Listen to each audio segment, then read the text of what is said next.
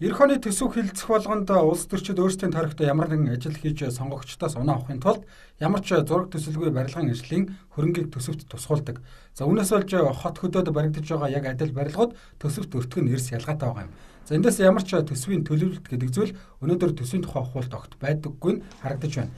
Иймээс энэ асуудлыг шийдэхийн тулд төсвийн тухай хуульд норматив төлөвлөлт гэдэг заалтыг хуульчлах шаардлагатай байна гэдгийг хууль санаачлагчийн зүгээс онцоллоо. Жишээ нь төмөр замын цэцэрлэг гэхэд одоо нөгөө хоолныхоо мөнгөнд 2500 төгрөг, энгийн цэцэрлэгүүд бол 1500 төгрөг гэдэг төсвөлгөдөд явж байгаа ш. Ижилхэн хүүхдүүд. Гэтэл төмөр замын байгууллага болохоор өөрсдөө дотоод журмаараа зохицуулаад 2500 төгрөгөөр одоо хоолныхоо мөнгийг шийдээ явждаг.